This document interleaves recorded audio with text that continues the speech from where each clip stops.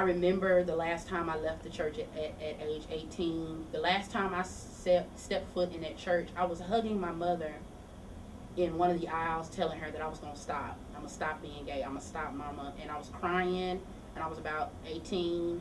That's the last time I came. The pastor there at that church was openly condemning of gay people. He wasn't hateful, but he was just very much, chastising and that it's wrong. Finding this particular church erased and removed a lot of that slowly but surely, and it has definitely facilitated a real relationship with God, and that is even an option. The Church of the Holy Spirit Fellowship began in 2001 out of a need in the community. When we first started, we were in Greensboro and started at a place that was called the West Market Hotel. We laugh and call it the room the dungeon because it was downstairs and it was in an area that was drab. It was more dirty and it was a crazy little space to have a church. But the need in the community for an affirming place and a safe place was very real. Um, I grew up Muslim from about age 10 to 17. I was Muslim, and so I didn't grow up in the whole Baptist church, traditional black child with the shouting and the hooping and the hollering and up and down the aisle and whatnot. It wasn't like that for me. When I turned 17, I converted to Christianity from going to a church in Dallas. And it was like, finding water in some sort of desert or something to that effect. But my thirst still wasn't quite quenched. And very shortly after that, I came out and decided to stay out. So as time went on, the Lord began to bring new people into the ministry and to change the face of the church.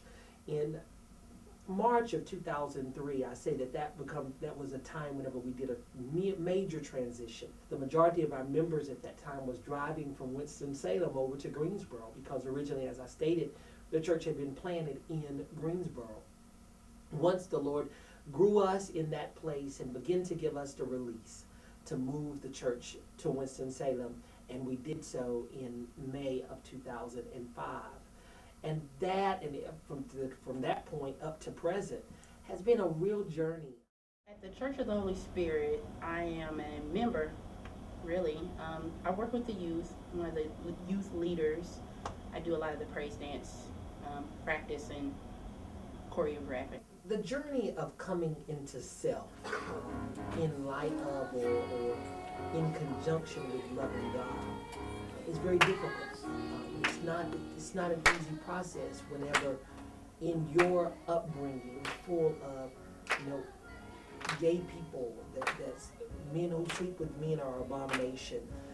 When you took those scriptures and though oftentimes taken out of context, but when you looked at those and those become the basis of how you identify yourself in God, then it becomes a very lonely place. I think it definitely removes the stigma that gay people are out there somewhere. They're queer, they're something to fear, they are separate of the holy things that you learned. I think it definitely removes that, and it makes it very practical for kids.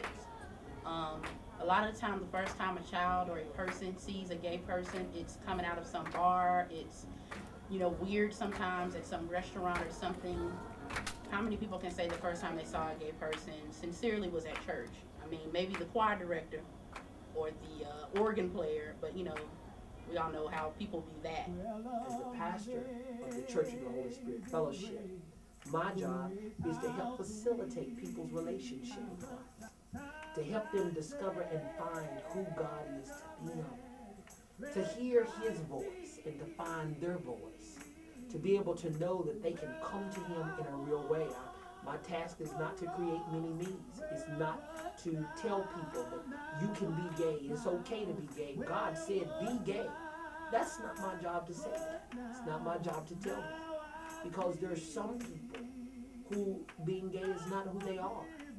Equally so, there's some people who are heterosexual, and that's not who they are.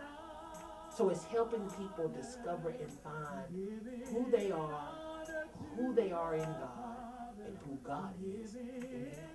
Like I said, as a Muslim, it's about peace and submission to God, obeying Him. He is omnipresent, but He is way up there. And that's what that is. He's over there somewhere. This church has truly helped me realize and figure out that He is down here with me. He's up there. He's over there. He's with you. He's with her. He's with him. He's everywhere in a very real way. And He is my God as much as He is anyone else's God. I do not believe that I would have found that or realized that anywhere else. I thank this church and this ministry for that, and just being out and open. It helped me with a sense of pride that I really don't think that I would have found anywhere else.